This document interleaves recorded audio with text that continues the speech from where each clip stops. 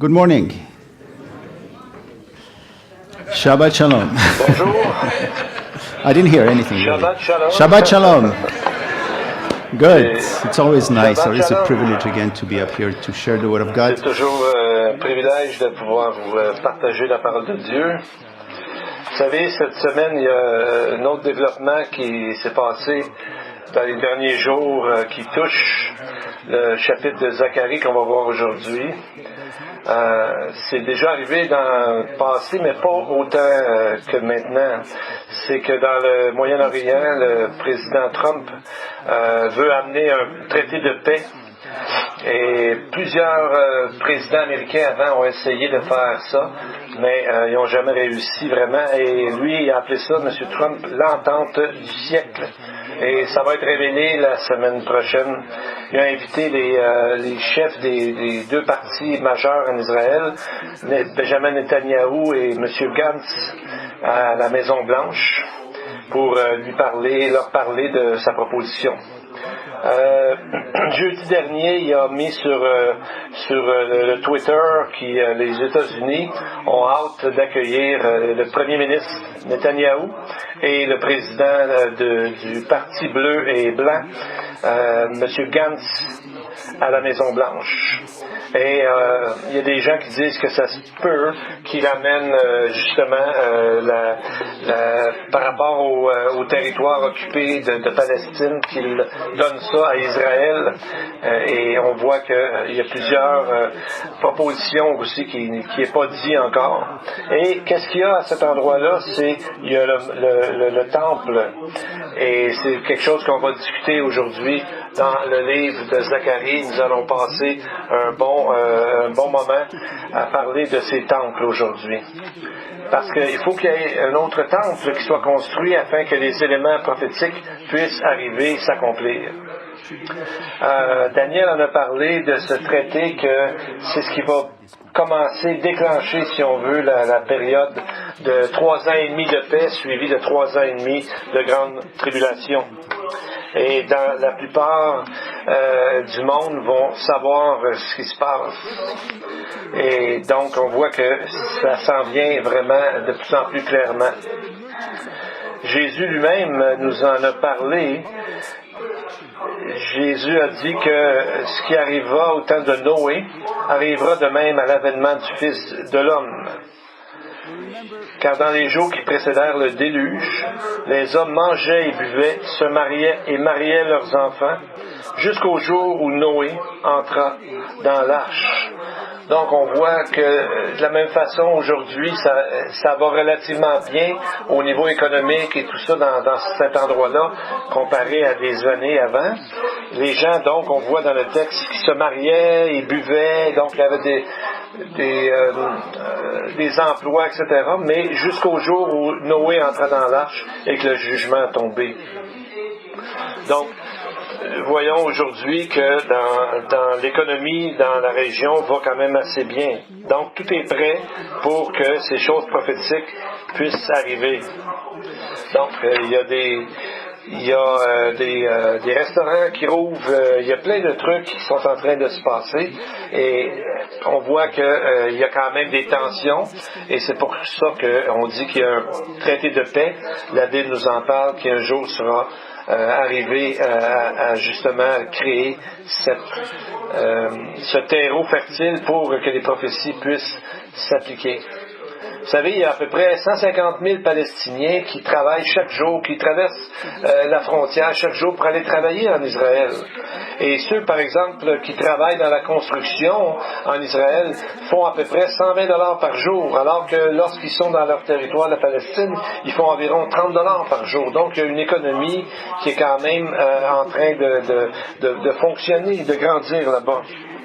Donc on voit que on est tellement proche de la deuxième venue, de l'enlèvement, parce qu'on voit que tous les événements prophétiques sont en train d'arriver. Et on voit que ça va arriver exactement au mont du Temple en Israël, où est-ce que c'est le texte de Zacharie va nous emmener aujourd'hui. Donc, ouvrons nos Bibles dans ce merveilleux livre de Zacharie. On va regarder un peu la profondeur de ce livre. On a parlé dans les semaines précédentes, ce qui se passe dans ce livre est tellement prophétique. Il y a tellement d'images, de symboles dans ce livre, et des fois ça se chevauche un l'autre dans le temps, et il y a des nouveaux éléments qui nous amènent à repenser à l'histoire comme lorsqu'on lit. Et on voit que on se promène, quand on lit ce livre-là, souvent il faut retourner dans le passé pour voir ce qu'on a lu, et on a l'impression d'avoir manqué quelque chose. Il y a beaucoup d'images, c'est très très riche. C'est vraiment un livre comme un chef-d'œuvre d'art divin qui est vraiment tout tissé en perfection, à la perfection. Pardon. Le chapitre 3 et 4 nous parle de deux témoins. Josué, le grand sacrificateur, et Zérubabel, qui est un descendant de David. Et on voit que dans cette chose-là, on voit que le roi est en même temps le prêtre. Et on voit qu'il est roi, prêtre et prophète en même temps. On va voir dans le texte, ces trois fonctions-là se mélangent l'une l'autre. Donc, on voit qu'il lui donne à un moment donné un turban. On va voir plus tard dans le texte exactement. Mais qu'est-ce que c'est que ce turban-là? À cause du mot hébreu, on voit que c'est pas un turban pour un prêtre, mais c'est un turban pour le roi lui-même. Donc, comment est-ce qu'un prêtre pourrait porter un turban royal? Donc, on voit que c'est ce que le turban qui est là, c'est pas pour le prêtre lui-même, mais c'est pour le roi. Dans le texte, nous parle que Josué a des vêtements souillés, et le texte en parle deux fois. Mais on voit dans ce texte-là que Satan est à côté pour l'accuser, et devant, on voit le texte nous dit qu'il y a l'ange de l'Éternel qui est là, et qu'on voit qu'il enlève les vêtements souillés. C'est l'image que Jésus est là pour notre sanctification. Donc, on voit qu'en plus dans le texte, ce n'est pas seulement les deux témoins. Un peu plus loin, on voit que eux-mêmes sont comme l'huile. Le texte nous dit qu'ils sont les oins, et plus loin, on voit que c'est comme l'huile elle-même. Parce que dans le texte, ici, on voit que c'est l'Esprit qui est là, le roi Kodesh qui est là, et c'est lui qui est l'onction. Donc, c'est vraiment une magnifique illustration de la vie d'un croyant. C'est quand on voit qu'on confesse nos péchés, Jésus enlève nos vêtements souillés, ce qu'on a nous-mêmes par le péché. Et le texte, dans chapitre 4, verset 6, il est dit ceci: « Ce n'est ni par la puissance, ni par la force, mais par mon esprit, dit le Seigneur. » Donc, on voit, il joue un rôle majeur, l'Esprit de Dieu, dans ce texte-là, et on va voir aussi dans d'autres chapitres à venir. Donc, on voit Zacharie nous emmène dans un voyage magnifique, et voyez-vous les films comme Star Wars, La Guerre des Étoiles ou La Matrice, ça a l'air des films de débutants, des films faits par des amateurs comparés à cette imagerie qu'il y a dans le texte de Zacharie. Et Zacharie, nous savons que ce texte-là sera un jour une réalité. Donc, c'est pas un film inventé par Disney. On peut encore mieux comprendre pourquoi que beaucoup de gens s'intéressent plus ou moins à ce livre, parce qu'ils disent c'est trop compliqué, c'est trop plein d'images et on ne sait pas trop. Oui, parce que si on enlève de ce livre le Messie qui est en même temps le prêtre, le sacrificateur, le roi et le prophète, continuellement dans ce livre, quand on voit que les trois personnes de la Trinité sont en même temps dans ce livre-là est vraiment semble confus et tout ça, mais c'est parce qu'on n'a pas une bonne vision de ce que le livre veut nous enseigner. Donc, il faut vraiment regarder ça et voir que Dieu est vraiment présent dans toutes ces facettes de la Trinité. Donc, êtes-vous prêts à voir un peu plus de comment ça se passe dans les lieux célestes? On va aller voir un petit peu dans ce texte-là. On va voir des choses merveilleuses.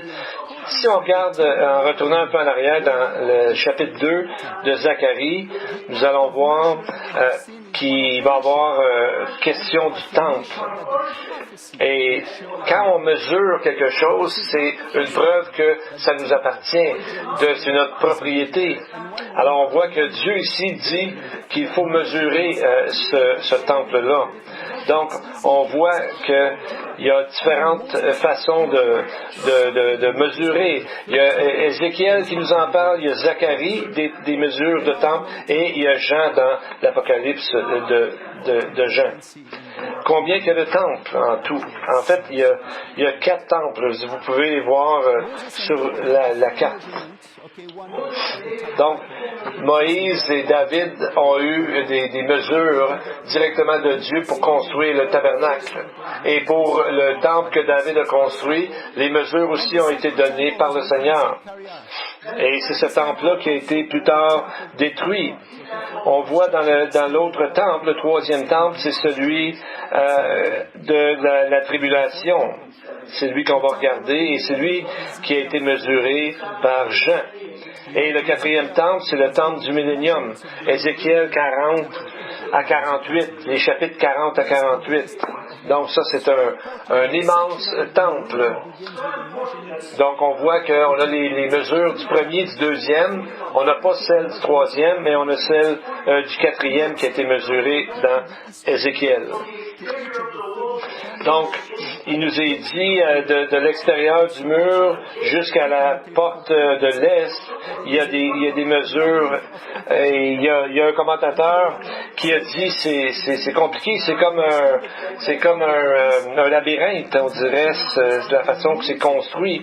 Mais quand on regarde comme il faut, on voit c'est vraiment précis et ça devait être comme une musique aux gens qui étaient en captivité en Babylonie parce que ça leur donnait l'espérance qu'un jour le temple serait reconstruit. Donc on voit qu'il y avait un peuple qui était en captivité, donc un peuple qui était sans pays, sans temple, complètement parti de leur pays et en captivité. Et là, il y a un message d'espoir pour eux de voir que le temple, et c'est très très précis où est-ce que chaque chose va se passer. Donc, il devait avoir une grande joie pour ceux qui ont lu ça, qui ont entendu parler de ce temple-là. Et Ézéchiel, on voit on peut sentir sa joie lorsqu'il dit au 43, versets 2 et 3 du livre d'Ézéchiel, « Et voici, la gloire du Dieu d'Israël s'avançait de l'Orient. Sa voix était pareille au bruit de grandes eaux, et la terre resplendissait de sa gloire. » Donc, on voit que c'est tout ce qui a été prophétisé un jour s'accomplira. Donc, on voit que ce temple qui va arriver bientôt, qui est très près de nous, c'est le temple qu'on pourrait appeler le temple de la tribulation. C'est le texte de Apocalypse 11 prend beaucoup de choses qui viennent du texte de Zacharie 2, chapitre 2 à 4. Dans les deux sections, nous avons des mesures qui sont prises, un de Jérusalem et l'autre du temple, et dans les deux textes, nous voyons 2 témoins qui semblent être les mêmes. Donc, on va aller voir les premiers versets de Apocalypse 11. Donc, c'est dans le fond quelque chose de Zacharie, le texte de Zacharie qui est mis, si on veut, à aujourd'hui de façon contemporaine. On m'a donné un roseau, verset 1, on m'a donné un roseau semblable à une verge en disant, « Lève-toi et mesure le temple de Dieu, l'autel et ceux qui y adorent. Mais le parvis extérieur du temple, laisse-le en dehors et ne le mesure pas. car il a été donné aux nations, et elles fouleront aux pieds la ville sainte pendant 42 mois.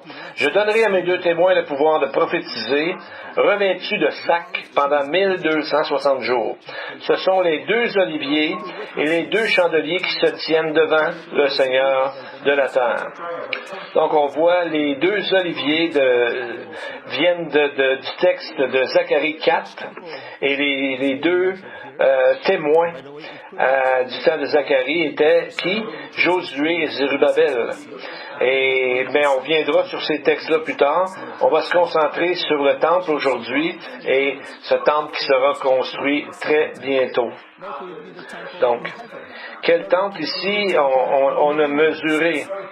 Ça ne peut pas être le temple du millénium, ça ne peut pas être les anciens temples non plus. Donc on voit que c'est un temple qui, on dit dans le texte qu'il sera foulé aux pieds pendant 42 mois. Donc ça, c'est pas arrivé dans le passé et ça n'arrivera pas non plus dans le millénium.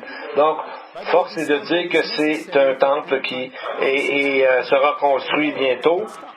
Et pourquoi que ce temple-là sera fait, même si c'est pas un temple que les Juifs qui reconnaissent vraiment le vrai Dieu, mais Dieu va s'en servir pour quelque chose qui est dans son plan. Donc, ce temple est nécessaire pour que les prophéties de la fin des temps arrivent, parce qu'il y a des textes spécifiques qui parlent de ça. Et ça rejoint la prophétie de Daniel des derniers 7 ans. On lit dans Daniel 9, 27 que l'Antichrist fera une solide alliance avec plusieurs pour 7 ans. Donc, on voit aussi que Paul en parle dans 2 Thessaloniciens 2, versets 3 et 4, il parle aux croyants du premier siècle qui passaient à travers la grande tribulation, parce que comme plusieurs faux enseignants leur enseignaient, Paul leur répond et dit au verset 3 que personne ne vous séduise d'aucune manière, car il faut que l'apostasie soit arrivée auparavant et qu'on ait vu paraître l'homme du péché, le fils de la perdition, l'adversaire qui s'élève au-dessus de tout ce qu'on appelle Dieu ou de ce qu'on adore, et écoutez bien, jusqu'à s'asseoir dans le temple de Dieu, se proclamant lui-même Dieu. Alors ça, c'est une description de ce qui va se passer dans ce 3e temple-là. Et c'est ce que Daniel 9 nous dit également, lorsqu'il va avoir, le texte nous dit, de l'abomination de la désolation. Daniel en parle et Jésus en parle aussi dans Matthieu 24, verset 15. Il dit, c'est pourquoi lorsque vous verrez l'abomination de la désolation dont a parlé le prophète Daniel, que celui qui lit fasse attention, alors que ceux qui seront en Judée fuient dans les montagnes. Donc on voit, et après une longue explication, Jésus revient au verset 30 en disant que le signe du Fils de l'homme paraîtra dans le ciel, et toutes les tribus se lamenteront, elles verront le Fils de l'homme venant sur les nuées du ciel, avec puissance et une grande gloire. Donc, ce temple-là, depuis plus de 2000 ans, les Juifs prient chaque jour pour la reconstruction de ce temple-là. Et maintenant, tous les éléments sont en place. Donc, on voit que c'est vraiment quelque chose qui va arriver bientôt, on ne sait pas quand exactement, mais c'est tout en train d'arriver et nous sommes très proches de ça. Et même au niveau des qui vont faire les sacrifices, la seule tribu qui peuvent savoir exactement laquelle c'est la tribu de Lévi à cause d'un certain chromosome qu'ils ont réussi à trouver. Et donc, c'est eux qui vont faire les sacrifices. Donc, tout est prévu. On voit que aussi dans l'histoire, il y a eu des activistes juifs qui ont créé une fondation qui s'appelait le temple, le mont du temple, qui a été fondé en 1988 et qui travaille très fort pour promouvoir la construction de ce temple-là. Et ils ont même préparé une pierre angulaire qui pèse 3 tonnes, qui est seulement à 2 kilomètres de l'endroit où ils pensent faire le futur temple. Et aujourd'hui, lorsqu'on va à cet endroit-là, ceux qui sont venus en Israël le savent, il y a plein de dames habillées en noir et qui empêchent, en criant et en priant plus fort, qui empêchent les Juifs de prier à cet endroit-là, parce qu'ils disent que c'est leur endroit à eux. Donc, on voit que il va y avoir beaucoup de choses comme ça et seulement l'Antichrist va pouvoir créer le fait que ce temple va être construit pas loin de cet endroit-là, ce qui n'est pas le cas présentement. Et on voit qu'il y a toujours eu une grande opposition aux Juifs et aussi à la construction du temple, autant parmi les Juifs que parmi les nations à côté, et surtout les gens qui sont déjà là. Et nous allons voir pourquoi certaines choses sont comme ça. Et on voit, en retournant dans le texte d'Apocalypse 11, c'est dit, mais le parvis extérieur, laisse-le en dehors et ne le mesure pas. Le ton du texte, si on regarde comme faux, c'est très fort. On pourrait traduire littéralement en grec qui dirait l'endroit de la cour qui est dans le temple, envoie-le en dehors et ne le mesure pas. Et le mot est très fort. Envoyer en dehors, c'est vraiment expulser, lancer loin, et c'est même un mot qu'on se sert pour exorciser. Donc on voit ce mot-là est très fort et dire de l'envoyer en dehors et de ne pas le mesurer.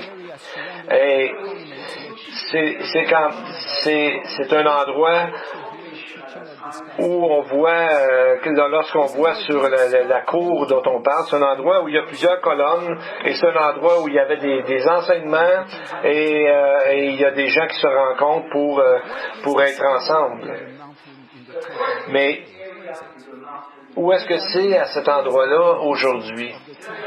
Il y a plusieurs théories là-dessus, mais si on regarde, à savoir où est la cour des gentils, mais si on regarde dans les informations qui nous viennent de la Mishnah, qui est la loi juive orale, si on veut, la Mishnah, et les Talmuds, qui sont des traductions plutôt des commentaires de ce que l'Ancien Testament dit. Et on va voir là-dedans ce qui est le sacrifice de la vache rousse qu'on appelle, qui doit être fait avant pour la purification du temple.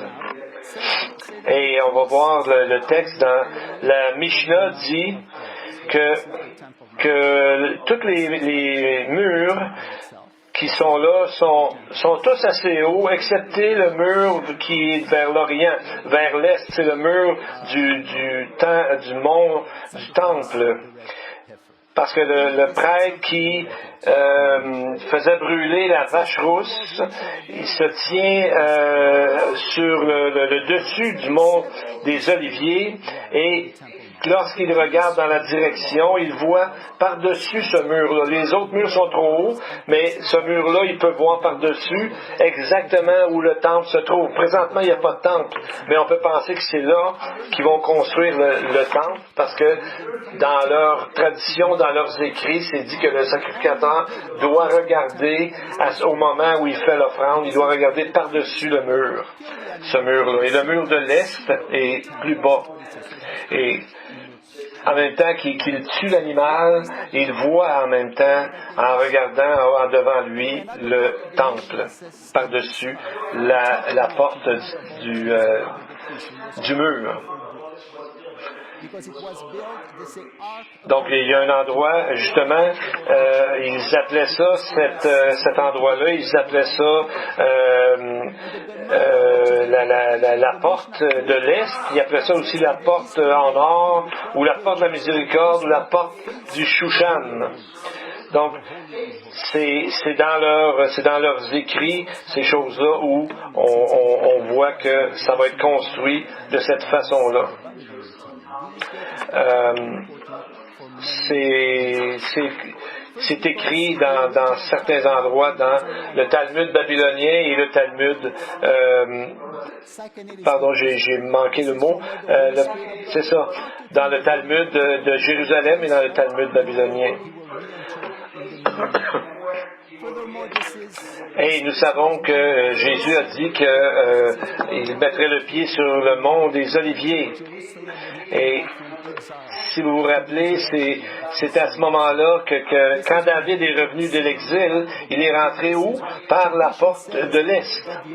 Et c'est là aussi où Jésus est entré il est entré dans Matthieu 21:9. Assis sur le petit d'une ânesse, sur un ânon, et les gens ont dit, béni soit celui qui vient au nom du Seigneur, Hosanna au plus haut des cieux. Donc, c'est la même porte, c'est le même endroit. Et il y a eu des faux messies et les gens qui ont voulu aussi défendre, les Maccabées qui ont voulu défendre contre les Romains, ont tenté d'entrer par cette porte-là. C'est ce que l'historien Joseph nous dit, que les faux prophètes voulaient rentrer de force par cette porte-là. Mais cette porte-là, après la destruction du temple, les Juifs adoraient au pied de cette porte qui a été fermée plus tard par les musulmans dans l'année 810. Ensuite, il a été réouvert en 1102 par les croisés. Mais ensuite, ils l'ont fermé par un mur, cette porte-là, cette arche-là. Et plus tard, Saladin, en 1187, a aussi fermé cette porte-là. Et c'est après ça que les Juifs ont découvert le mur des lamentations et ont commencé à prier là. Mais originellement, ils priaient au pied de la porte de l'Est à cause de tous les textes qui parlent de ça. Et un jour, maintenant, il y a un cimetière par-dessus cet endroit-là, juste en face de la porte de l'Est, qui a été construit par un sultan ottoman qui s'appelait Suleiman le Magnifique en 1541, parce qu'il a entendu une prophétie que Élie viendrait avant le Messie pour le temple. Alors, il a fait construire un cimetière en se disant, Élie ne pourra pas venir parce que Élie étant ne pourra pas aller où il y a des morts. Alors ils ont dit, ce musulman-là, Suleiman le Magnifique, a dit, on va construire un cimetière. Les rabbins, pour passer à côté de ce raisonnement-là, ont dit, bien, Élie ne pourrait pas aller dans un cimetière juif, mais il peut aller dans un autre cimetière, ce qui est une façon de contourner le problème. Mais de toute façon, c'est pas ni un ni l'autre qui va décider ça, c'est Dieu qui est celui qui va faire que son plan parfait va s'accomplir. Et plus tard, les Romains aussi ont compris l'importance de la porte de l'Est, parce que Joseph, l'historien, nous dit qu'en 70 après Jésus-Christ, les soldats romains, après avoir brûlé le temple, ont emmené leurs emblèmes au temple et ils ont mis tout ça dans la porte de l'Est. Et là, ils ont fait des sacrifices à leur Dieu, et c'est là qu'ils ont mis Tite, l'impérateur, ils l'appelaient même le grand empereur, et parce que à ce moment-là, les Romains croyaient que leurs empereurs et leurs Césars, etc., étaient des dieux. On commençait par dire que c'était des demi-dieux, ensuite qu'ils étaient des dieux. Donc on voit que eux aussi ont continué par rapport à ces textes-là à mettre l'importance sur la porte de l'Est. Donc, on voit que quand il commence à mesurer, il commence par cette porte-là qu'on appelle la porte de la miséricorde et la porte de Shushan. Donc, on peut se demander aujourd'hui où est cet endroit de la cour des gentils qui nous est décrit dans le texte. Bon, donc si le temple est construit en ligne droite avec la porte, c'est cet endroit-là qu'on voit sur la carte où va être c'est là la cour des gentils. Parce que si on regarde, ils doivent voir le temple quand ils sacrifient. Donc on voit, c'est exactement là qu'ils vont mettre le temple. Juste à côté de la dôme du rocher et la mosquée Al-Aqsa. Donc c'est l'endroit qu'on appelle la cour, dans le fond, des nations. Donc, si on regarde ici sur l'image, on voit que c'est directement il y a une espèce de gazebo là, avec des arches. Et c'est le seul endroit de tout le périmètre, si on veut, qui n'est pas... donc, c'est un endroit un peu en rond et qui est là. Et ça n'a jamais été couvert. Et c'est un lit de pierre. Lorsqu'on regarde dans le trou qu'il y a là, c'est un lit de pierre. C'est quelque chose qu'ils n'ont jamais fermé pour faire comme une rue ou comme la cour des gentils comme telle. Ils ont laissé ça ouvert. Donc, c'est la porte de Shushan qui appelle. Donc, pourquoi on dit la porte de Shushan? Parce que Shushan, c'est la capitale de la Perse, et où il est en captivité. Donc, pourquoi appeler ça la porte de Shushan?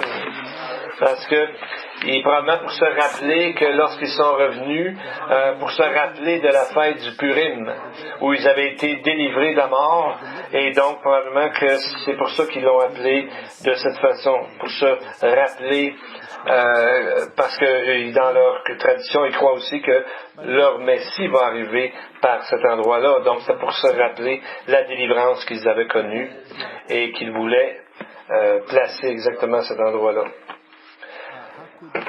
Donc, comment pourront-ils construire ce temple exactement là?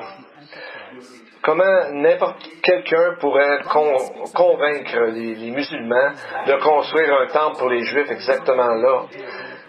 Seulement l'Antichrist qu'on pense qu'il pourra faire ça, parce qu'il fera un traité de paix, il sera capable, le seul qui n'a jamais réussi à faire que ce temple se construisent exactement à côté du temple le plus saint pour les musulmans, pour eux, selon leur tradition.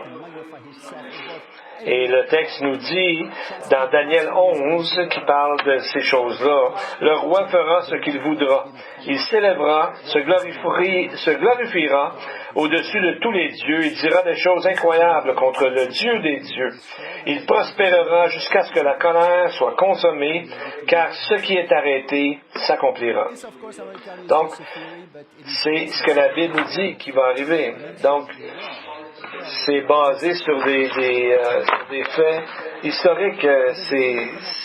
On n'est pas sûr exactement où ça va être, mais selon les éléments que nous avons dans ce qu'on a dit précédemment, on peut voir que c'est sûrement là que ça va arriver. Et il y a un lien direct avec la vache rousse. Selon le texte de Nombre 19, les cendres de la vache rousse doivent être mélangées avec de l'eau, et c'est un élément pour purifier les Juifs, pour les rendre capables de faire le service dans le temple. Donc, ils disent, selon leur loi orale, finalement la Mishnah, que jusqu'à l'année 70 après Jésus-Christ, à la destruction du deuxième temple, il y avait eu jusqu'à date 9 vaches rousses. Et il y en a une dernière vache rousse qui doit arriver, la 10e. Et ils croient, eux autres, dans leur tradition, qu'elle sera tuée par le Messie lui-même. Donc, dans le texte, si on va un peu plus loin, on voit que Zacharie, dans le 3e chapitre, c'est là qu'il y a la 4e vision. Une fois que la cité et le temple sont confirmés, eh bien, on a besoin d'un grand sacrificateur et d'un roi. Donc, on voit ici dans la 4e vision qu'avec le temple dont on vient de discuter, on va regarder les gens, le sacrificateur et le roi. Donc, on a besoin d'un roi et d'un sacrificateur, et on voit dans le texte Josué et Zérubabel, qui est un ancêtre du Messie. parce qu'il est autant dans la généalogie de Jésus, de Matthieu, que dans celle de Luc. Donc, lisons Zacharie, chapitre 3, versets 1 et 4. On n'aura pas le temps de tout regarder, mais on va regarder un aspect pratique de ce texte.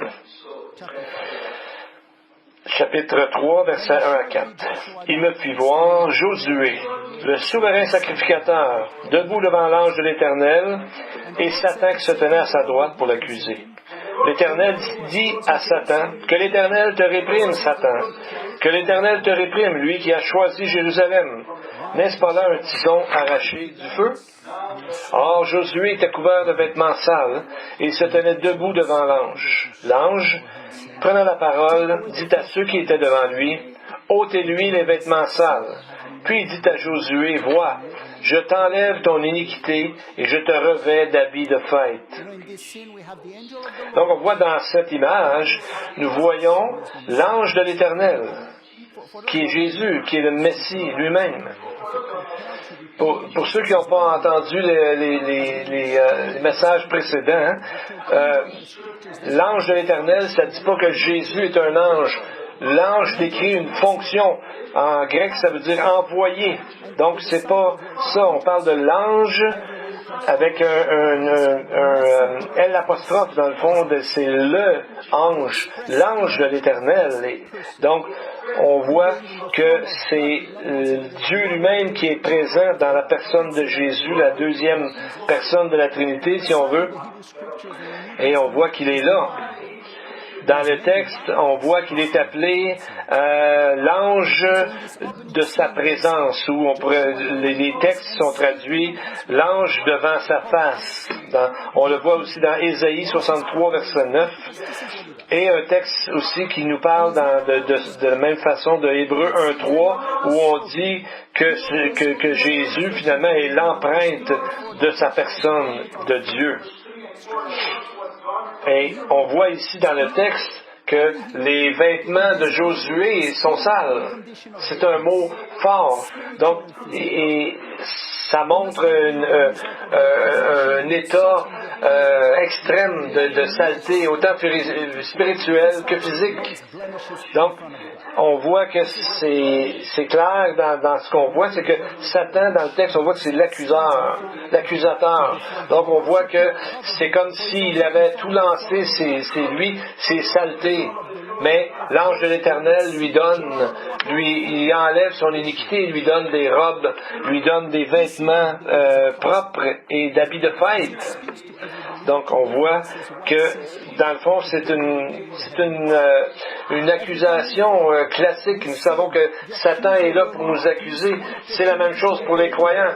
Chaque fois qu'on pêche, Satan ne manque aucune occasion de nous faire des reproches, de nous faire penser à ce que nous avons fait, parce qu'il veut que nous demeurions là-dedans et que nous soyons complètement inutiles finalement pour le Seigneur. On reste dans ça, et c'est ce que Satan veut en nous accusant toujours. Et dans le texte même, c'est fort parce que ça dit le Satan, donc l'accuseur en chef, si on veut. C'est son nom, c'est ce qu'il fait, c'est ce que nous savons dans la parole. Donc, Dieu, lui, a créé une façon de faire que nous soyons, en allant à Dieu, Dieu nous enlève notre iniquité et nous rend purs.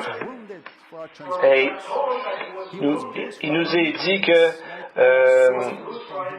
dans le texte de Ésaïe 53, on voit que Dieu nous dit, en parlant justement du Messie, chapitre 53, verset 5, qu'il était blessé pour nos péchés, brisé pour nos iniquités, le châtiment qui nous donne la paix est tombé sur lui, c'est par ses meurtrissures que nous sommes guéris.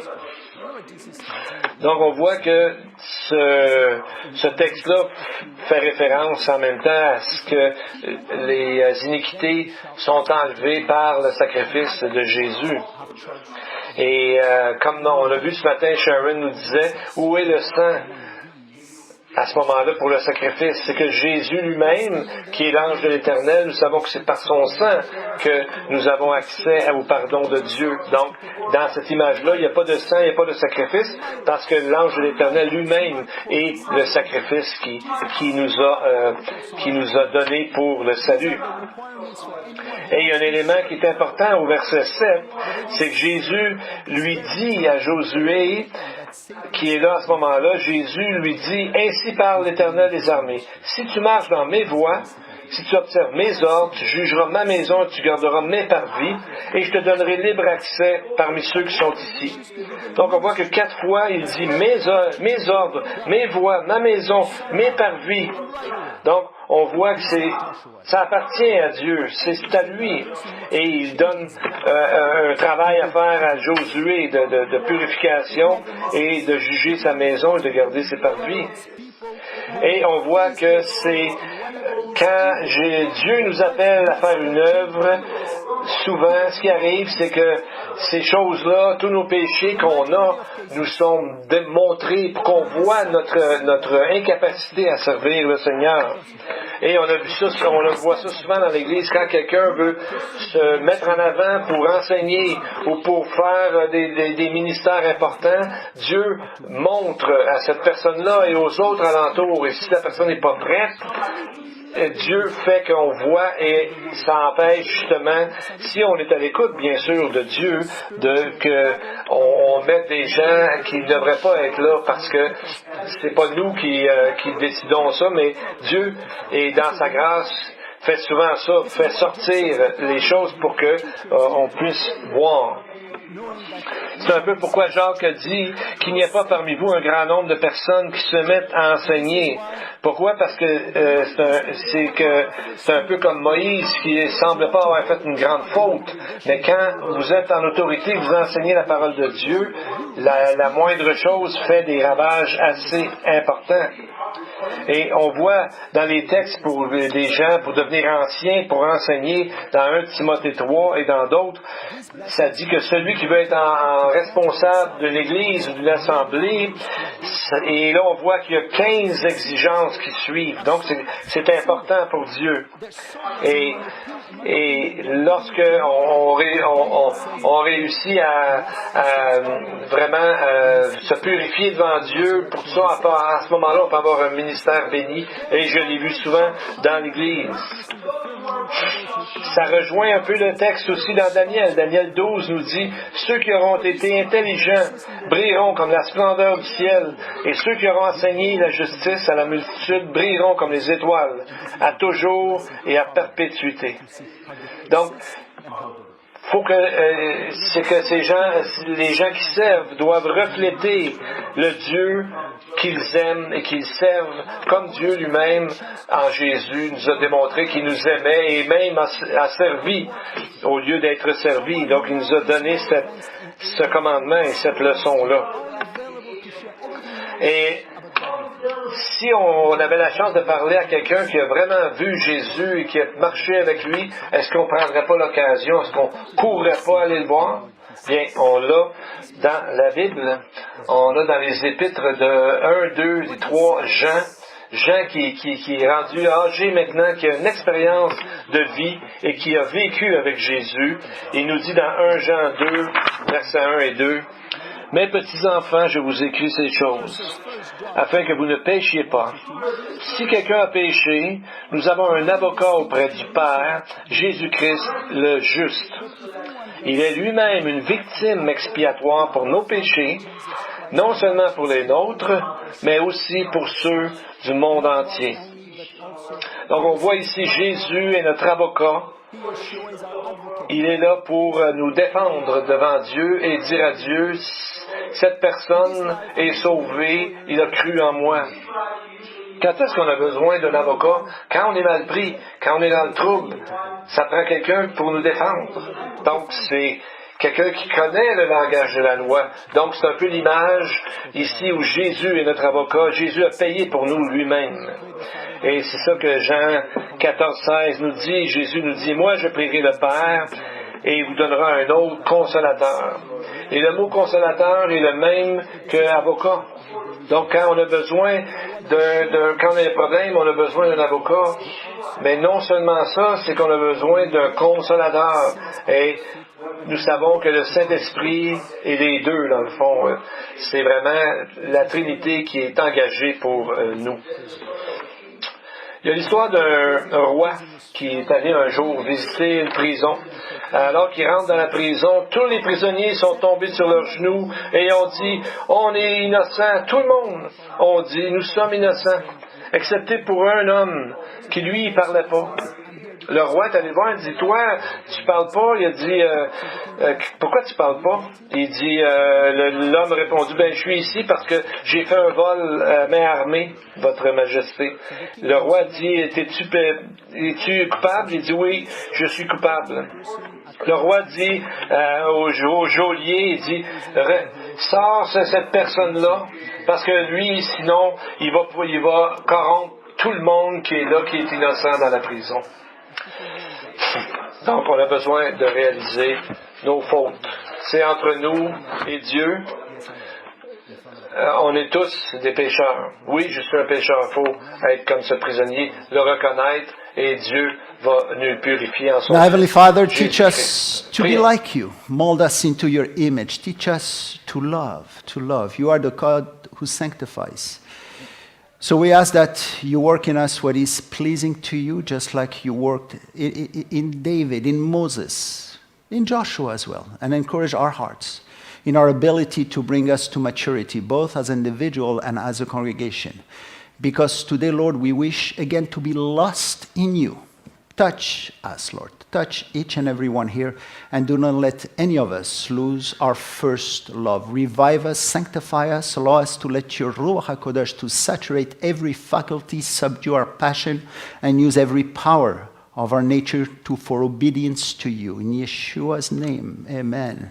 And the Lord bless you and keep you. The Lord make his face shine upon you and be gracious to you. The Lord lift up his countenance upon you and give you peace. May the Lord bless you all. Amen and amen. On the walls of Jerusalem, I have set watchmen. I have set watchmen. On the walls of Jerusalem, who shall